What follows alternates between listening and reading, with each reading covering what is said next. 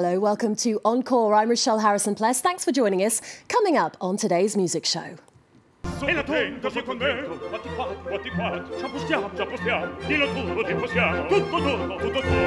sung in some of the world's most prestigious opera houses and concert halls, winning awards and accolades throughout their glittering careers. Baritone Thomas Hampson and his son-in-law, bass baritone Luca Pisaroni, are both in the French capital, gearing up for performances at the Paris Opera. Thomas will take to the stage in The Merry Widow and Luca in Pelléas and Mélisande.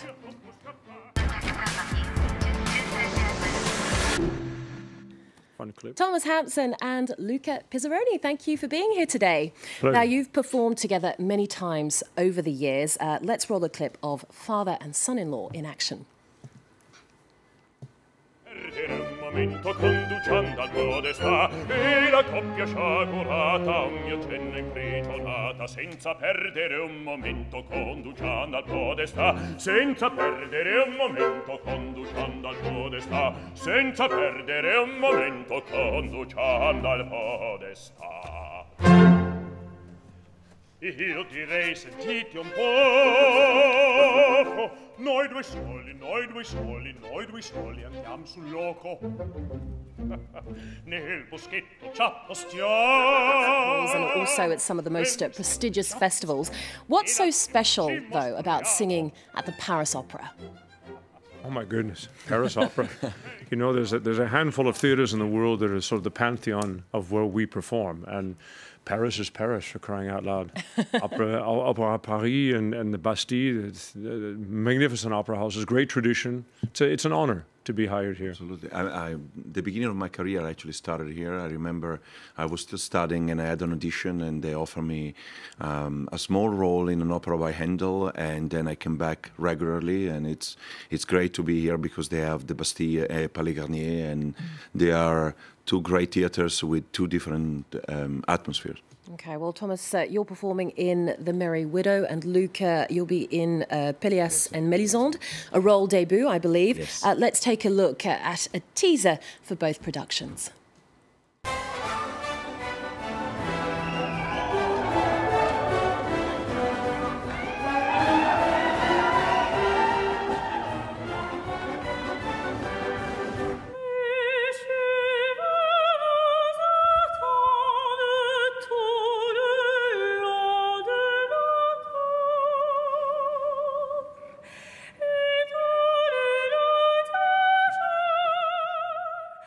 Now, what is it about these works that that appeal to audiences today? I can start. I find the Pelléas and Mélisande, I think, is a masterpiece, and I always wanted to do Golaud because I think he's a very challenging character. I love the character because I think there is a mixture between insecurity, aggression, anger, love, and I find that the story, it is so compelling, and I think anybody can relate. In this particular production by Bob Wilson, I think I've seen it, and I love how abstract he managed to put the action into, and Bob Wilson is a master in the lighting, and I love the fact that with very few movement you can tell a story very precisely. Okay. And The Merry Widow. Merry Widow has more hummable tunes per page than you can imagine. It's a love story. Danilo, my character, is a overaged teenager, and he finally learns how to love and find real life, and Hannah Glavary is one of the most glamorous figures in the opera stage. But I mean, opera, it's just a love story. It's not a lot of heavy weather. Pelléas is a lot of heavy weather. Yes. So yes. it's great fun once in a while to have just sunshine. Indeed. Now, Thomas, you've got a new album out called Serenade, your first disc dedicated to French melodies. What is it about French opera composers that inspired you to make this album? Good for you. You know, the disc is French opera composers before Debussy writing mélodie. And they are really the creators of what became the French mélodie. And we see from the earliest of the 20s, 1820s, up until into the Franck school, as we call it, and just before Debussy, Duparc is not there, Fauré is not there, Debussy is not there. But before this, you have the Saint-Saëns and the Bizet and Gounod, you know, Chausson, naturally. You have actually an extraordinary study of the French language itself, which is quite beautiful, and the poetry. So this world of song that birthed as well in France in the 19th century is very exciting. It was a lot of fun to make. Now, we were talking about it briefly off air. You once featured in this CNN series called Fusion Journeys, a musical exchange with Ladysmith Black Mambazo in South Africa. Now, Luca, does that perhaps inspire you to try your hand at another perhaps unexpected genre of music? Could you see yourself doing the same thing? Yes, but I have a much more classic approach. I would love to do. I wish Dean Martin was still alive, and then I could have a sing off with him on these great tunes. I'm a huge fan of the Rat Pack. Right. I think the way they naturally sing and perform has been always an inspiration to me. I think when I'm going to be so cool on stage, I'm going to have... You would be. I think so. Now, Luca, you travel everywhere with your dogs, Lenny and Tristan. They even have their own Facebook page. Yes, correct. They are absolutely adorable. So, Thomas, I wanted to ask you, what can't you leave home without? You can't leave home without your dogs. Thomas, what is it for you? I better not leave home without my wife.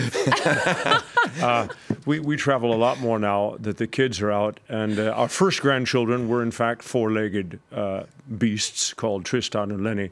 And they're adorable.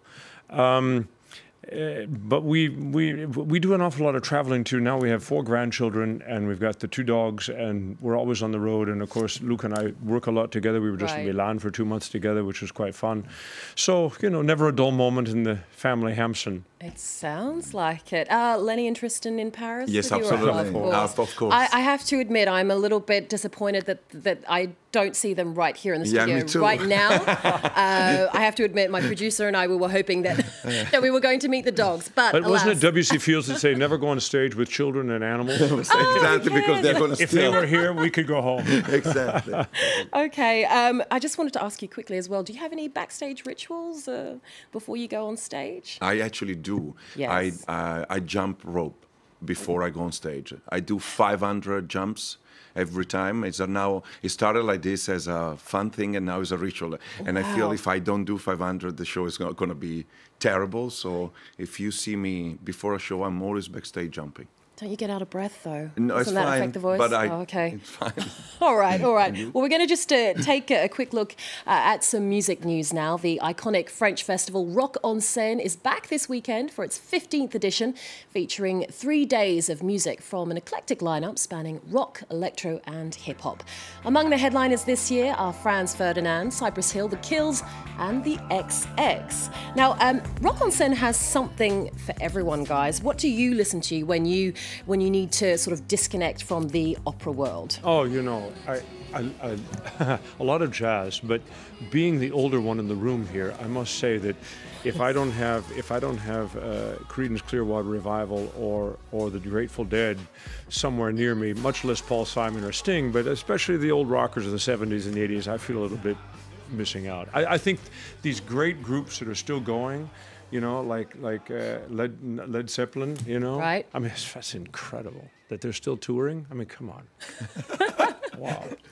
Luca? I have an Adele period at the moment. Wow. Seriously. Seriously. It has been, because, yeah, she's great, because I saw the Carpool karaoke with James Corden. And there is a song, I think, All That I Ask, if I'm not mistaken, and from that moment on, I started listening, and she's a phenomenal vocalist. Oh, wow. And I think she's a great human being. I don't know her. Yeah, she but seems like a really fun girl. Exactly. I only remember she did a Spice Girls bit from Wannabe. Anyway, that's another thing. That's another and that was in the same program, but it was very funny. So I had a lot of respect for her. And now, before we go, let's take a quick look at some of the week's new releases. Harlem hip-hop collective ASAP Mob dropped their second album, Cozy Tapes Volume 2, Too Cozy, coming hot on the heels of their debut record, which came out only 10 months ago. While the crew are famous for their solo projects, they're also coming together for a North American tour and will hit the road in September. Take a listen to the latest single, Feels So Good.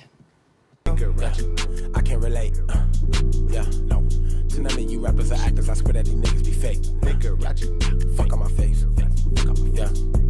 Way too much food on my plate for her to be acting on stank. Yeah. Diamonds on blank. Blah, blah. I swear that my bitch is so bad, I had to go buy her a mink. Fuck what you think. Yeah. Fuck what you think. Cause me and the money in love, I think I'ma buy it a ring. Yeah.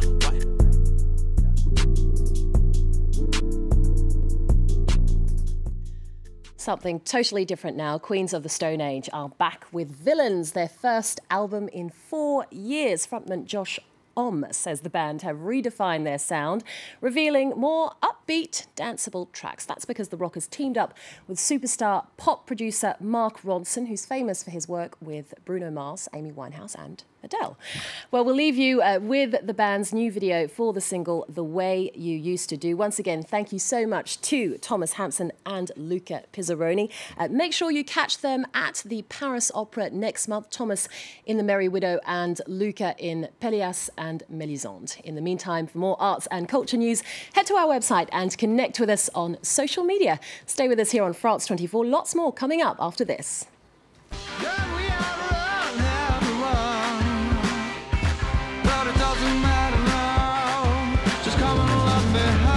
The way you used to do.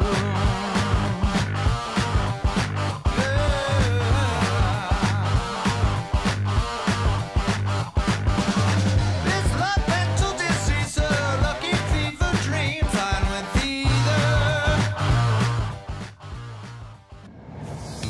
Porque la historia se escribe día a día. Porque la actualidad no espera. La información, donde quiera que esté. En cualquier circunstancia, todos los temas. Para entender el mundo, para imaginar el mundo. France 24, una mirada diferente, a partir del 26 de septiembre, en español.